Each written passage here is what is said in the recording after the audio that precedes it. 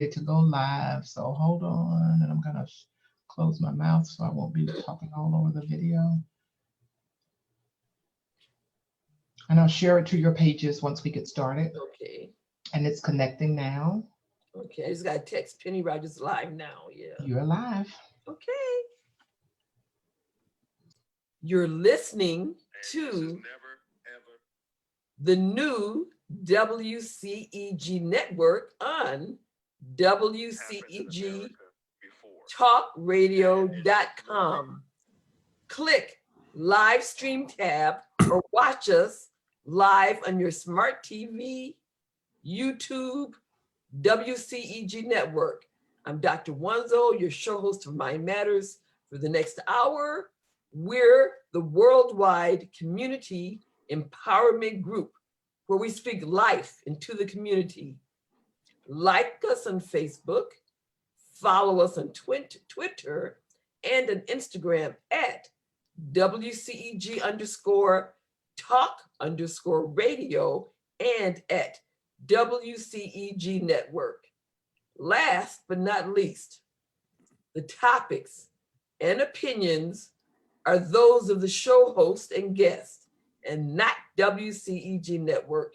Thank you for your continued support. Good evening again, and welcome to Mind Matters, where we discuss relevant mental health issues. I'm your host, Dr. Cassandra Wanzo. I'm a psychiatrist, and I've been practicing in Atlanta for, well, this year will actually be 30 years. Wow. 30 years. Wow. I started when I was 5. I was going to say, I thought 12 years old. So our regular guest host now is Norman Carter Jr. Norm is a retired Philadelphia police corporal. He's written a very, very informative book, The Long Blue Walk, My Journey as a Philly Cop, and it is available on Amazon. He also hosts his own show on WCEG Network, Issues and Answers on Mondays. Hi, Norm. Hello there, doctor. How are you? Okay. So our topic this evening is insurrection, impeachment, and inauguration, an emotional roller coaster. Again, insurrection, impeachment, and inauguration, an emotional roller coaster. I don't know about you, but this month of January has been an emotional roller coaster. January 6th, white supremacist terrorist Trump supporters stormed and vandalized the United States Capitol building. They broke windows, climbed walls, bludgeoned an officer to death, threatened to kill Vice President Pence, Speaker Pelosi, and Schumer, hung a noose in Capitol Hill. It was clearly a racist attempt to overthrow the results of a legitimate election. I was in shock, I was angry and in tears, all incited by the lies of the president. January 13th, the House voted to impeach number 45 for the second time. In the history of the US, there have only been 4 impeachments and he's had 2 of them. He was impeached for inciting insurrection. He now faces a Senate trial set to commence on February 8th. I had feelings of joy over this, but then also feelings of sadness at the Republicans' denial of the events of June 6th. They seem even more entrenched. The same GOP senators who had to go into hiding on January 6th for fear of their very lives. January 20th, the inauguration of Joseph Biden as president and my soror, Kamala Harris, as vice president of the United States. I felt exhilarated, pure jubilation. Seeing my forever FLOTUS in her stunning outfit, that put me over the top. The poem by the talented Amanda Goines, that was everything. I felt a sense of pride, also knowing that both of her parents are alumni of the same university, Northwestern University. Tears of joy were streaming down my face as I watched Soror Kamala Harris sworn in as Vice President of the United States. And now we're smacked in the face with issues like the leniency given to the Capitol insurrectionists. They're being released on bail. The woman who stole Nancy Pelosi's laptop and tried to sell it to Russia, she's on house arrest. Republican senators are even more in denial and refusing to accept that number 45, the role that he played in inciting the insurrection. And they're vowing not to vote for impeachment. The Republicans, boy. Norm, what are your thoughts about all of this? I agree with you. It is a huge roller coaster ride.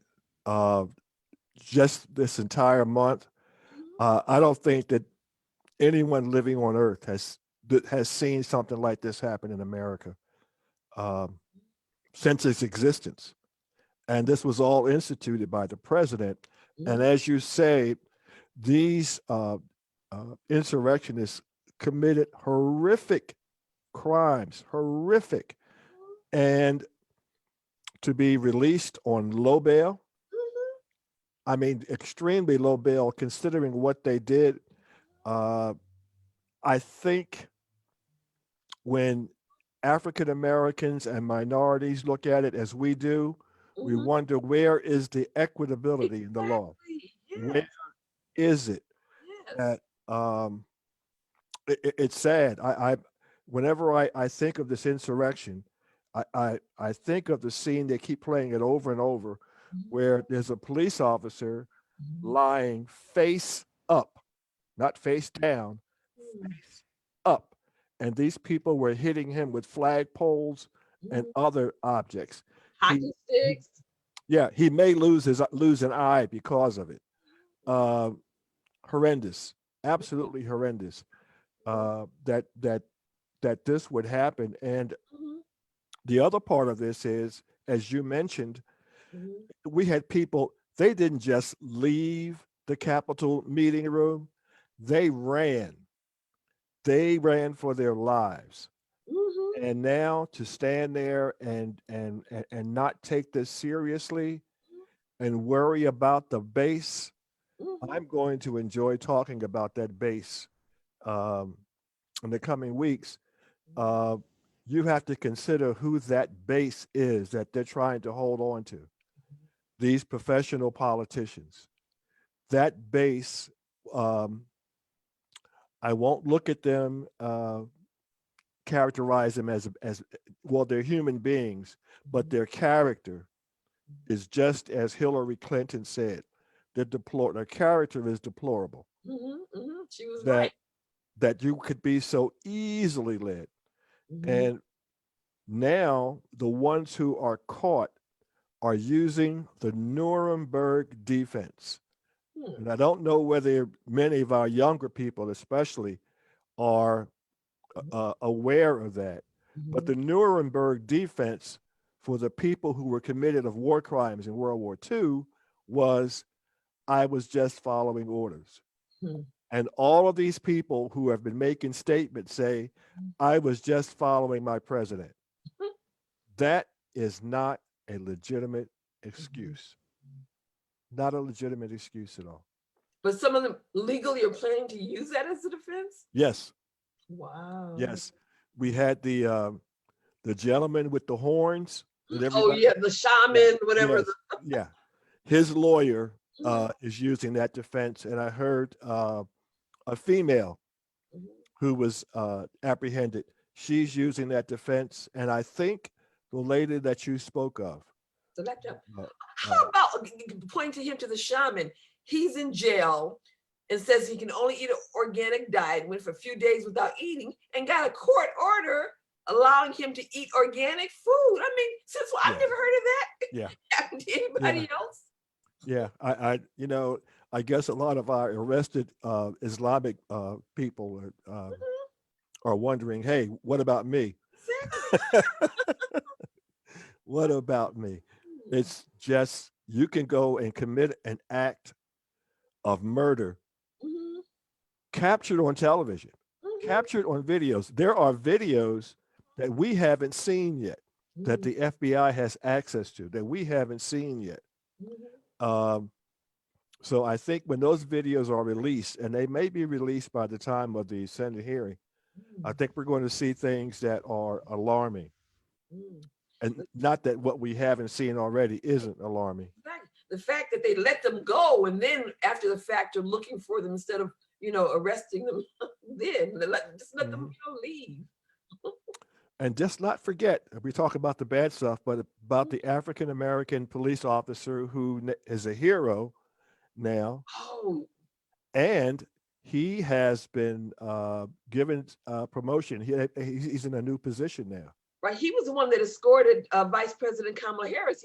They let Yes, him escort her. yes. He has been elevated, and he is supposed to be honored before Congress sometime in the very near future. Right, the Congressional Medal of Honor. They're Yes. trying to get him to receive that. So yeah, that was one good thing. Wow. But Amanda Gorman was my personal highlight. That 22-year-old, her presentation was absolutely, as we say, off the chain. Yes. Absolutely. Yes.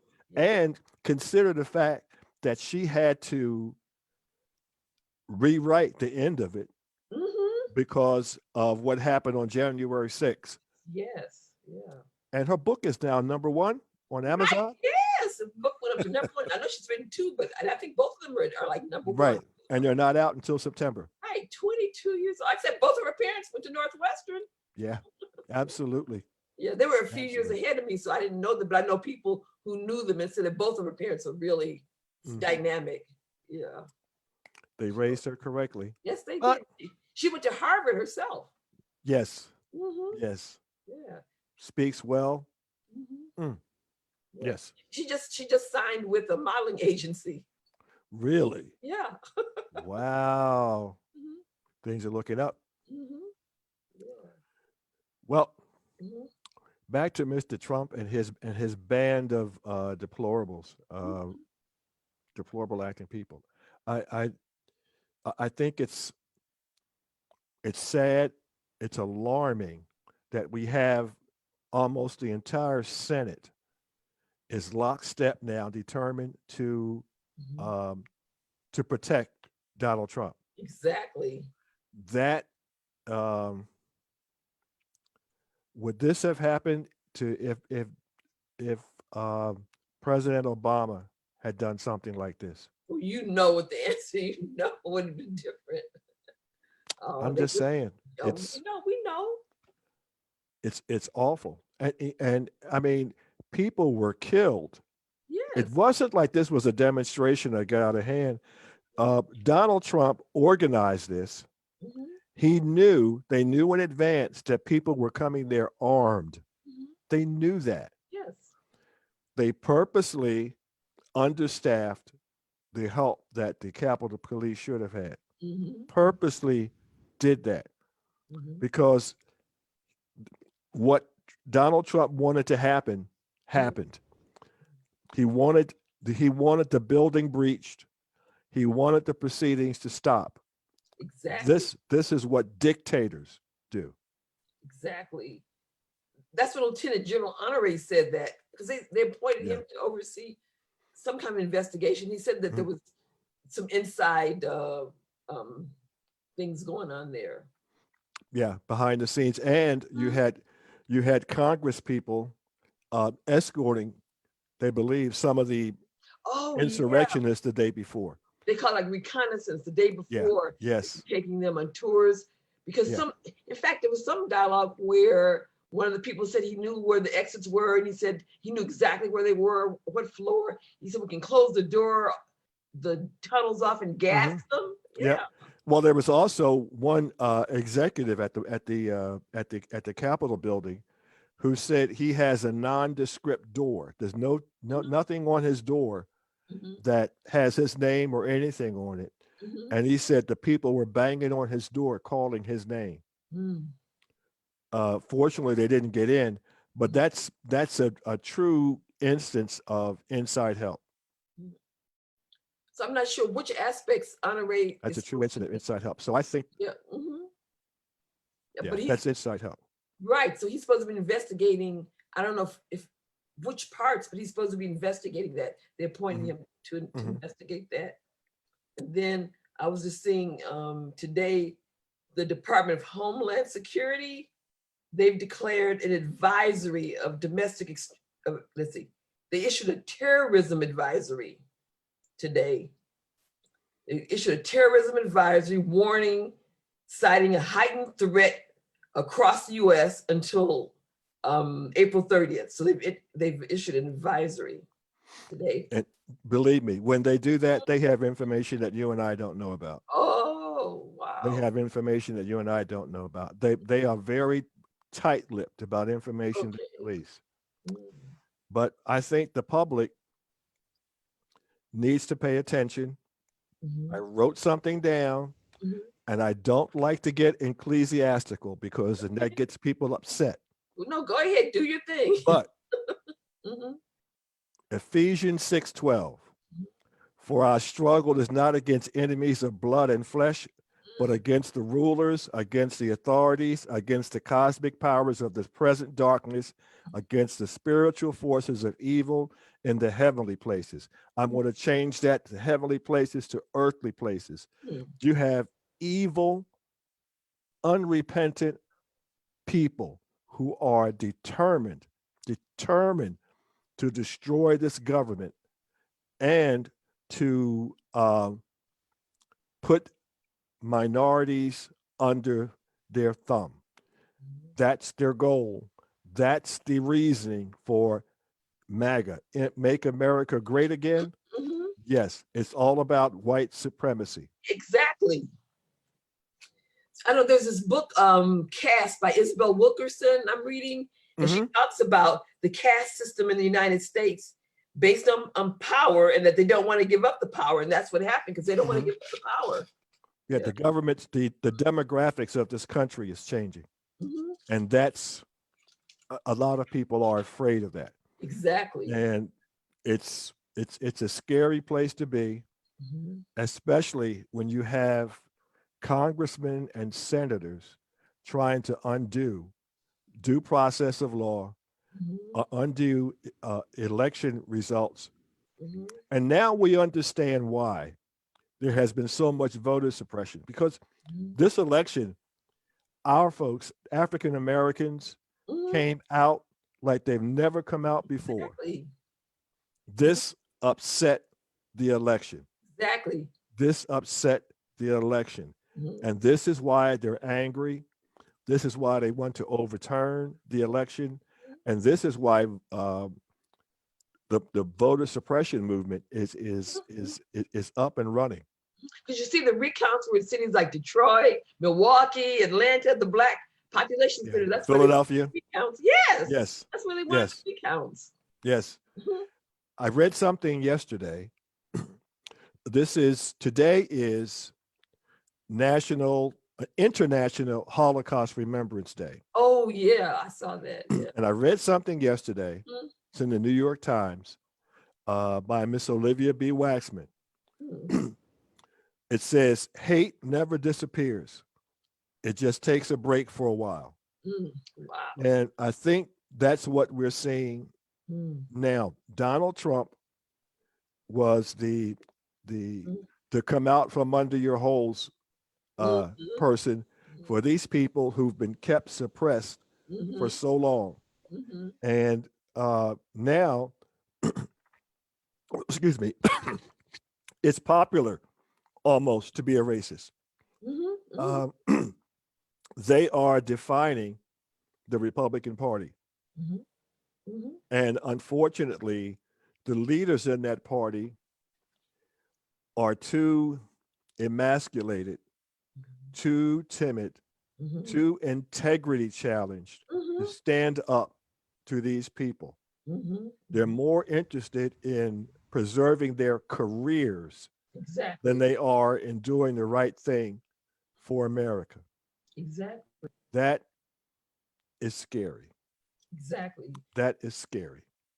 Because they're afraid, that he's going to run again, and they're afraid to do anything because they don't want to. They think he's going to run again. That's what he announced, number 45, that he was going to run again and had all the fundraising. Can you imagine that? Some of them want him to run again. They want him to run again. Yeah. Oh, you're talking about, in high places. How about the senator, again, from Georgia, who's a QAnon supporter, who openly advocated for killing the Democratic leaders? I mean, Marjorie Green, yes, who said that someone should put a bullet in the head of Nancy Pelosi. She said that. Yes, she said that. Yes, and in fact, I think yesterday, the Republican leader, I can't think of his name right now, he's calling her into the principal's office, basically, because of recent comments that she's made. I know she was banned off one of those sites, Twitter or whatever. Twitter. She banned off one of those. Twitter. She's from Georgia. Yes. And they're calling her basically to tell her to shut her mouth, because she is now standing up to be the prototypical Republican. Wow. Because she can't keep her mouth shut. Wow. They may all be thinking what she's saying, but they're not saying it. She's saying it. Just like Donald Trump said it. What were his words? Stand up, stand back and stand by. That's what he said to the Proud Boys. Yep. And then on January 6th, he told them, we must fight to get our country back. Yes. And that's what they did. And in the meantime, they killed people. Right. And then you have people saying, this is not who we are. It's exactly who we are. Exactly.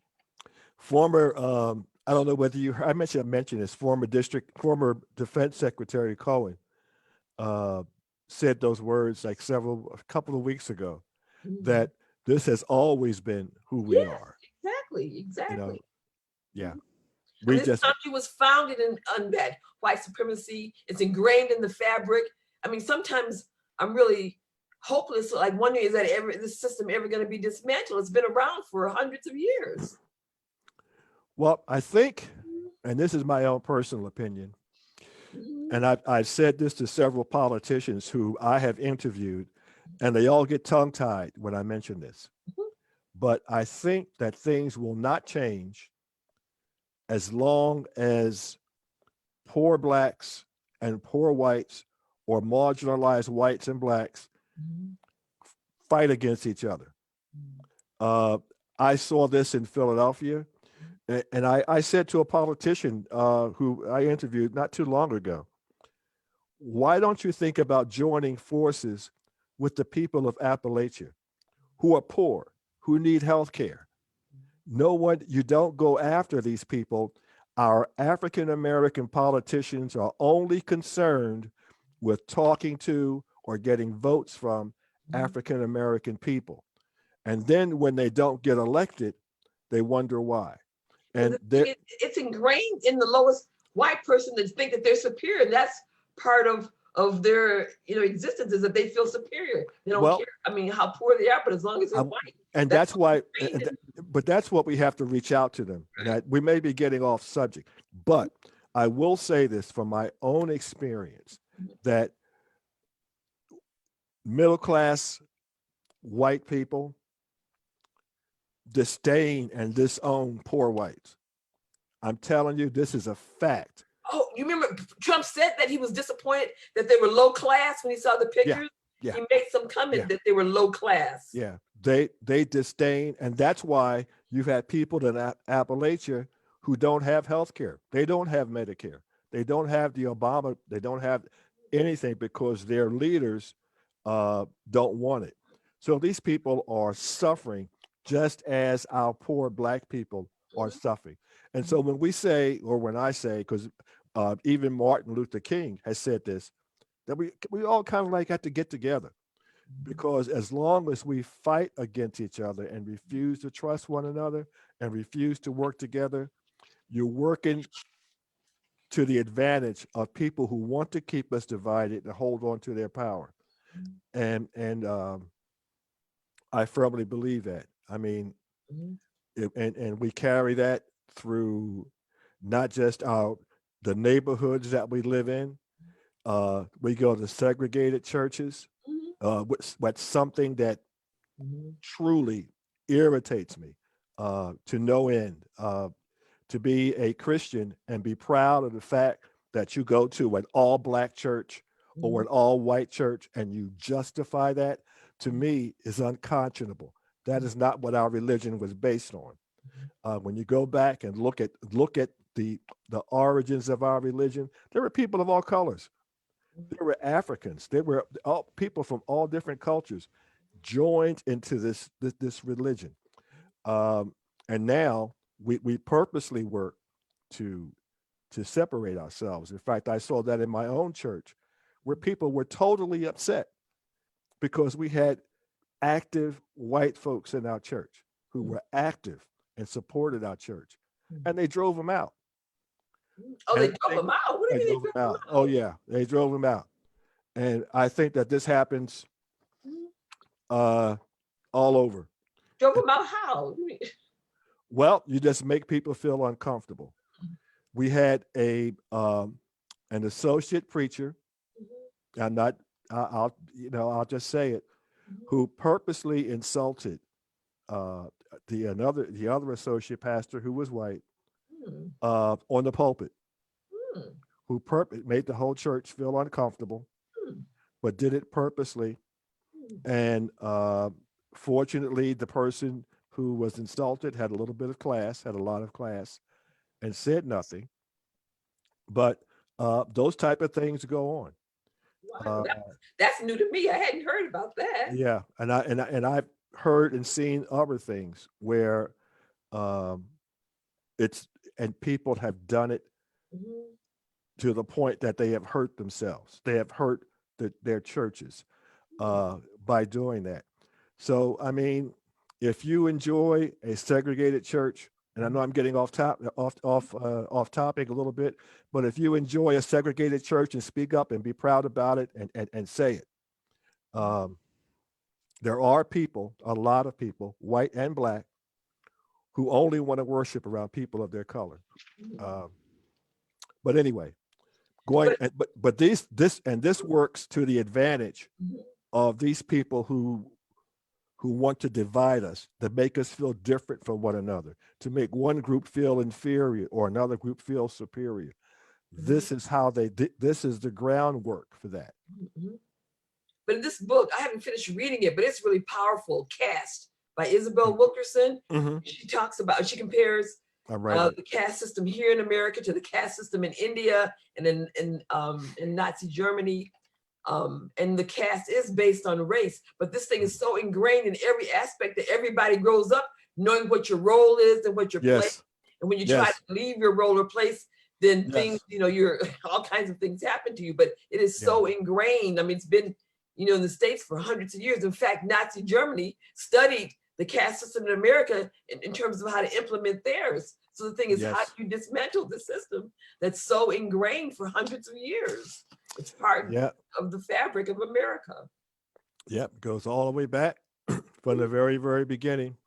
And it's a shame. To some extent, it still exists today. Oh, no, it does exist. She was saying how it was different, like when Europeans came from whatever countries they came from, and they came here, when they're in their countries, the concept of being white didn't exist.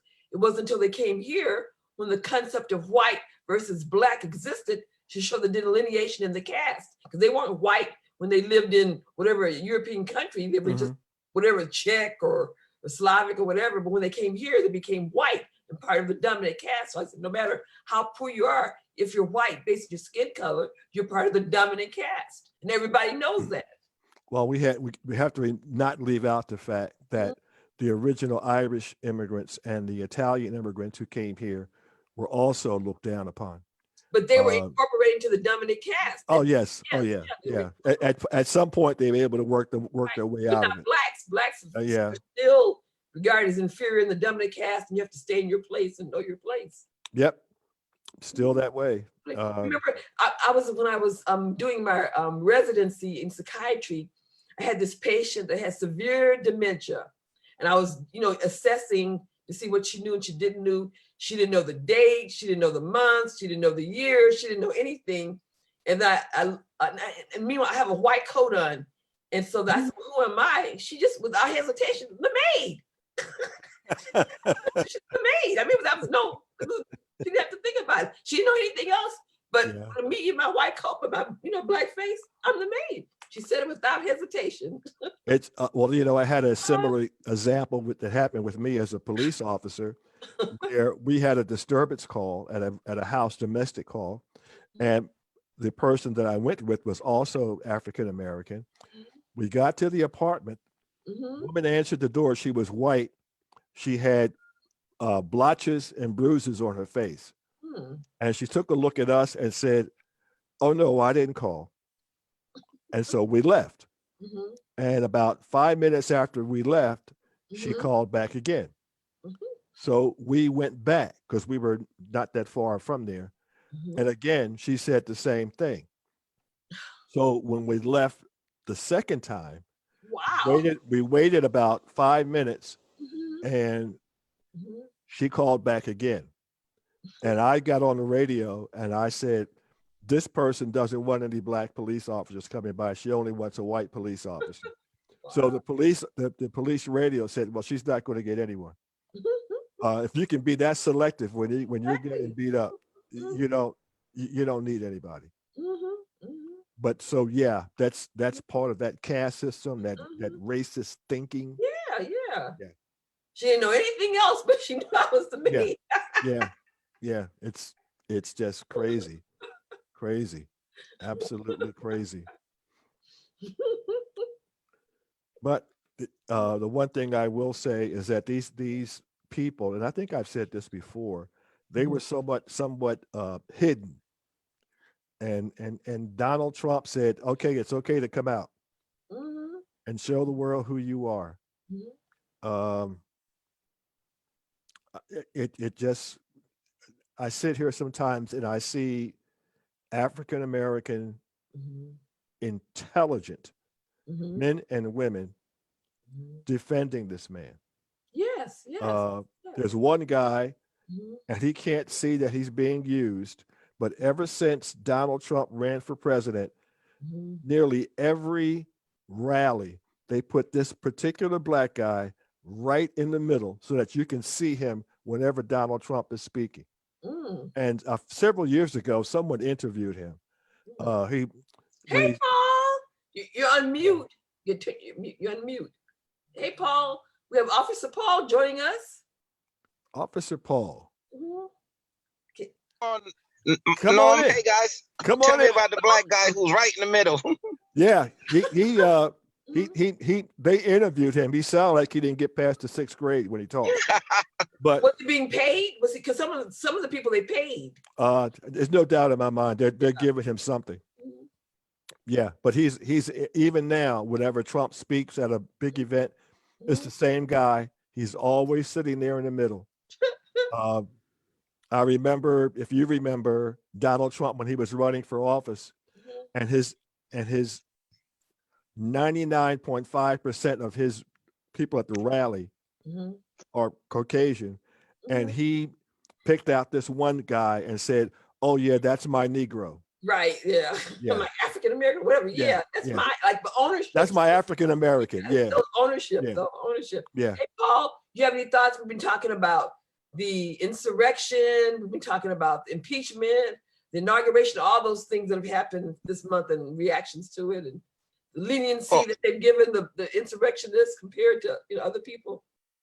Well, first and foremost, let me say hi to everyone. Hi, Doc. Hi, Penny. Hey. Hi, Norm. Hello. Hi, WCEG family.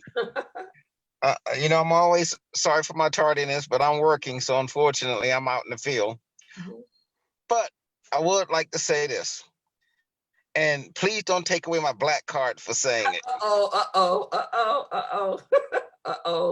I don't support the impeachment process. Not that Donald Trump doesn't deserve it, but the Democrats do a poor job of having a predator mentality when it comes to pursuing. The first impeachment was a joke, and I don't think the second one is going to be successful either. But tell us the reason that you don't support the second one. Tell us the reasons why. I don't support the second one because it's not, even now, it's not gaining traction. It's even amongst themselves, and working with bipartisan to come across and make this successful. Each day that goes by, there's less and less chance for success. I think that time, effort, and money should have been into prosecuting Donald Trump criminally on state charges and see if we can get him on federal charges. I think we should put more investigation to his family's dealings, and even more importantly, understand that Donald Trump has literally corrupted the presidential office and taken advantage of opportunity to enrich himself and his family for months to come. But Paul, which all means of that's to being me done. Paul, like Letitia James in New York is doing that, but the purpose of the impeachment is so that he can't run for office again. That's the main reason, so that he can't run for future office. I never saw him after this presidency having the ability to again. So I think that's a moot point. Personally. No, it's not, because the Republicans are still supporting him. They're afraid to speak up. He was announcing that he was going to run and was raising money to do that. That's still in his mind that he's still going to run again. Okay, I don't see an impeachment. I don't see a successful impeachment. And the first one was totally incompetently done, and I think the second one is going to be incompetently done. Regardless of whether there's success, but again, you still haven't given us a reason why you don't, why you're against him, the impeachment. What's your reason, your rationale? I gave you the main reason, Doc. I don't think the Democratic Party has the support, nor do they have the ability to make it happen. And I think it's a waste of time and effort and money. I think you guys are missing the point. He has already been impeached by the House. He's already been impeached. That can't be undone. Right, by the House. What now? The impeachment starts the trial process in the Senate. Exactly. Now, I'm going to go back to me being a police officer. We know we have 2 police officers who are dead because of what Donald Trump did. Absolutely. He should not be allowed to get a get out of jail free card. Exactly. He's not repentant. Mm-hmm. Not only did the 2 police officers dead, but there are 4 other people who were part of his mass that are also dead. Exactly. And if it had not been for the Capitol Police doing what they did, how many senators, how many congressmen would be dead today? Exactly. It's That's about the reason. No, Paul, it's about accountability for his actions. I understand that, but I want to see criminal prosecution. I want to see conviction. And to me, that's all that matters at this point. Personally, I do not want to see him getting off because of executive privilege. So I'm well aware of what we're trying to do with this impeachment, but I don't think it's going to be successful. But whether it's successful or not, we still have to pursue the accountability. That's what okay. Listen, but this includes, to me, criminal prosecution is accountability, holding him accountable. You know, it's just like saying, okay, well, we're going to go after him civilly. I don't want to see a civil case. I want to see a criminal case. I want felony conviction, and that will prevent him from ever holding office again. But this is for, the articles are impeachment, or the article is inciting insurrection. That's completely different, and he needs to be held accountable for that. But it needs to also be successful. I have something to add. Okay. Yes. Paul, I was already, I got my notes here because I was ready to compliment you on a prophecy you made on this program almost a month ago. Okay. And that was speaking of Germany and Kristallnacht. Yes, sir. And what we saw on January 6th Yes. was the American Yes. version of Kristallnacht, where there was an Absolutely. violently overthrow the United States government at the direction of the President of the United States. Absolutely. And to me, I don't see impeachment. I see treason, because inciting an insurrection. That's what the article is. I posted something that I copied from someone else on my page today, and what the person said, and I reposted it. When a coup attempt goes unpunished, it becomes a training exercise. Yep. But you also got to keep in mind, one of the major coup attempts after the Revolutionary War in this country was the Civil War. That too started off as an insurrection that grew. And we look at what the South has to this day still holds true, and they call the great lost cause. These are people who still believe in the foundation of the Confederacy. But the guys had Confederate flags in the Capitol. That they were beating the police officers with Confederate flags. What happened to Blue Lives Matter? And that supports my point. You also got to keep in mind, look at the demographics of those who stormed the Capitol. 1 out of 5 were military. Military, law enforcement, lawmakers. These were accomplished people who had means, who were well educated, trained, and prepared. So we can't say they were ignorant individuals that Trump brainwashed into doing his bidding. These were very highly educated people of means. But still they brainwashed bragged about nonetheless, but brainwashed, cult thinking, still brainwashed. And see, this is where I don't see brainwash, because I think that became a vague term to use now. Evangelical Christians as well. Evangelical Christians. And think about all the religious leaders who support Donald Trump. That's what I'm saying. Radical white groups. Evangelical Christians, yes. So, and this was the same mentality in Nazi Germany in the 30s when Hitler came to power. So what I'm trying to say, when everything's said and done, it's like we opened up a Pandora's box with Donald Trump. Even if Donald Trump kicked the bucket tomorrow, you will still have the underground right-wing, how should I say, establishment to deal with. People keep forgetting Ruby Ridge. People keep forgetting Waco. People keep forgetting the Oklahoma City bombings. These all are tied in. And at this point, it's hard to believe. Here it is, well over a decade since the last incident. We're now dealing with this in such a way that this is going to be tomorrow. We no longer have a fear, really, of international terrorists. Hell, our biggest threat in this country right now is domestic terrorism, and it's not going to end. Yeah. I have a question. The Department of Homeland Security today issued a national terrorism advisory warning, citing a heightened threat across the U.S. They issued that today. Let me just say this, Doc, from a law enforcement point of view, Department of Homeland Security is a joke. Okay. Before we go any further, Doc, you really got to be on the inside to understand this. This is the same department under 4 years under Trump, but yet your directive was not, you became politicalized. Our FBI became politicalized. The Department of Justice became politicalized. You keep forgetting these are agencies that's supposed to have remained neutral to either party, because their total loyalty was supposed to be to the citizens of the United States, not to whoever's president sitting in office. And we saw that in Trump purged everyone who would challenge him and loaded the deck with people who would support him. So when you start saying what these agencies did, you keep forgetting these the same agencies who were responsible for the background checks of Trump and every other political figure before they came in office. So half of these radical right-wing beliefs and thoughts, they should have caught. And these people should have never been allowed to run for political office.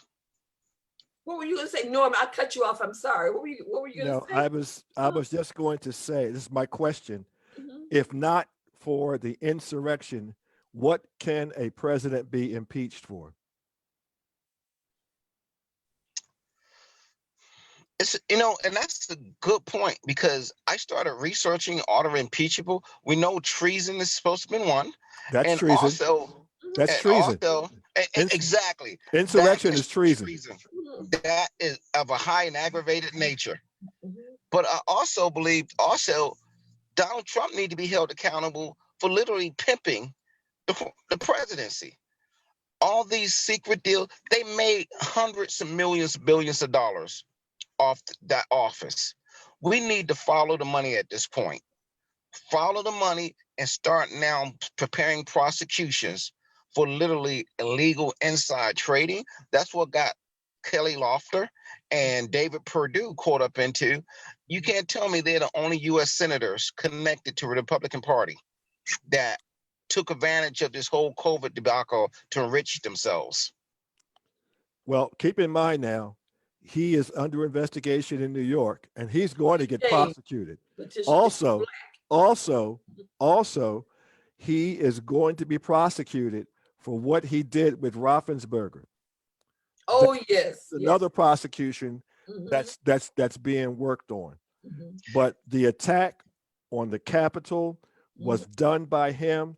People were killed because of him. And it's easy to say, well, we need to go after him criminally. No, what we need to do is make sure that he never runs for government office again. Hallelujah. Yes. Guys, I hear you, but that sounds well and good.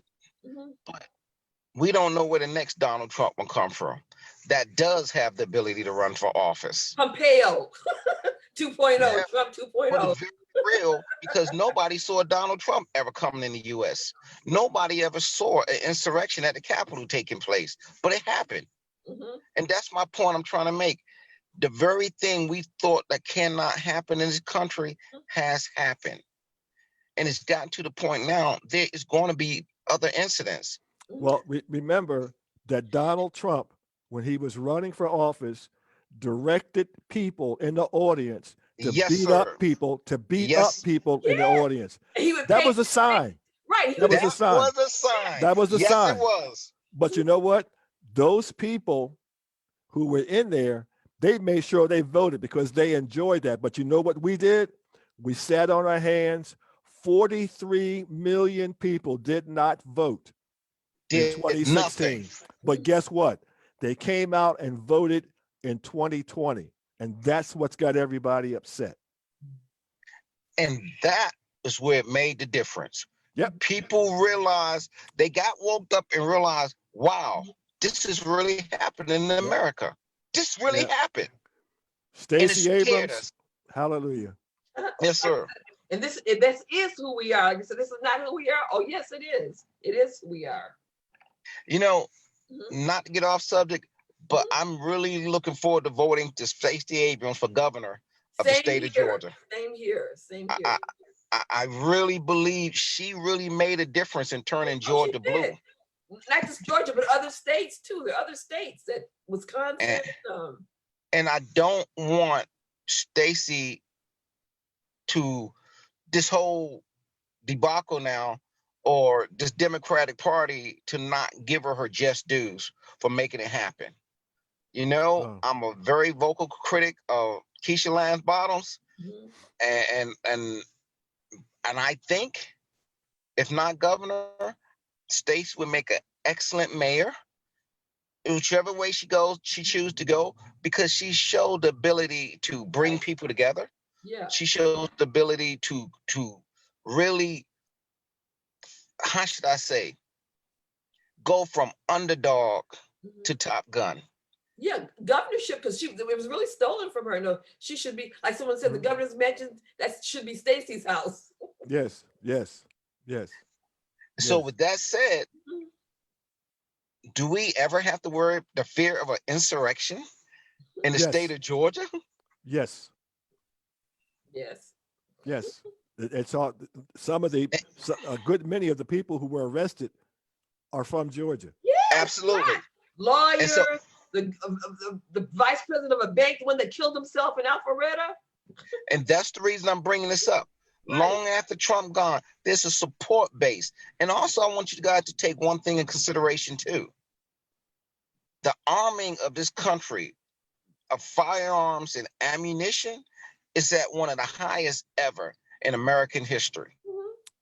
I could talk about People, all races, colors, are arming themselves ridiculously. Here's the point with that, and I was going to make this earlier, is that we learn from our Bible that the devil is one of the most subtle of beings, very subtle. And we slept when congressmen and the NRA said, oh, you know what? We can sell AR-15s and we can sell AK-47s. The public can buy them. We slept when the NRA paid for politicians to push through open carry laws throughout the United States. And guess what that all was about? It was all about these militant white supremacist groups arming themselves and being able to walk up and down the street with these war weapons to intimidate people like you and I. And most of these people can outgun any police department. Absolutely. And when I sit there and try to explain that to people, the average person can't comprehend it. And when I tell them the training, the tactics, the preparation these right-wing groups are putting into violent overthrow of this country, I get, oh, you crazy. Or they look at me like I'm talking gibberish. Yeah. But yet, just a few years ago, we had an armed white guy walk through Jackson Hartsfield Airport. Yes. Fully loaded AR. Yes. Really? So what happened? On-duty officers couldn't do a thing about it. Why? So nothing happened to him? But then you hear all the black people going, oh, if he was black, he would have been shot. See, that shouldn't have been allowed. But where are these same black people when I try to explain to them that this is signs of times to come? They're very well armed, they're very well trained, and they are prepared to carry out the mentor of what the South said at the end of the Civil War: the South shall rise again. Or they abbreviate that MAGA now. Yeah. Yes. Yeah. It's a very scary time we're living in. But it's just a matter of time. I think that the fact that 80 million people voted for Biden, that there are 80 million people in this country who understand that, who see that, and this scares that nasty, angry underbelly of this country that wants to take over. Because now, at least by votes, they are severely outnumbered. You had the two Congress people in Georgia lost their election because of Donald Trump. Exactly. They lost because of Donald Trump. And the people who want to hang on to Donald Trump's coattails, they're going to go down as long as we pay attention. If you paid attention, this guy from Oklahoma, can't think of his name right now, but he was a Trump supporter, and he was the one who said that the elections in Pennsylvania should be challenged. Absolutely. And once he realized that his people in Oklahoma told him that things that he was doing were racist, and he apologized, but he's going to be one of them that's going to be on the way out. And here's another thing. Representatives of Texas, GOP, had the audacity to file a lawsuit against Pennsylvania. Yeah. Because it's like, first of all, your jurisdiction ends at the Texas border. Correct. Yeah. And for you to file a lawsuit to tell another state how they should and should not vote. Yeah. Wow. When do we start doing that in these United States of America? Part of the insanity. Privilege. Part of the insanity. White male privilege. The Trump insanity. When you drink the Trump Kool-Aid, these are the things you do. And so, Let's Paul, see. we talked about the lady from Georgia, the one that's a QAnon supporter. And It's Green. Yes, Yeah. Green, yes. Yeah. Who advocated You know, putting a bullet in Nancy Pelosi's head. And we also got to keep in mind, Mhm. Trump, I believe, had 70 million votes himself. Yes, that's Yeah. scary. These are 70 That's scary. million hardcore Right. Trump supporters. Yep. Scary. And understand this, even if Trump disappears tomorrow, that 70 million would transfer that support to the next individual that comes along who magnifies what Trump was. I told you, Pompeo. They're not going anywhere Yeah. either. And that's what's Yeah. dangerous. You have 70 million people, and a majority of them Mhm. have means. Yep. They're And just it's- not poor, illusional people following something. Like the lady who flew in on a private jet, the real estate agent and flight. Absolutely. Yeah. Absolutely. And we're proud of it. His They press posted secretary is on running for Facebook governor. and social media because they never expected to be prosecuted for their actions. Mhm. That was the most blatant example of white privilege I have seen in my Like I lifetime. said, the lady who stole the laptop from Pelosi, she's on house arrest. And she was trying to sell it to Russia. Yeah. And she should Yeah. be in a federal penitentiary, And she's on not house house arrest. arrest. She's on house arrest. You know, theft of government property used to be a serious charge. And she tried to sell it to Russia.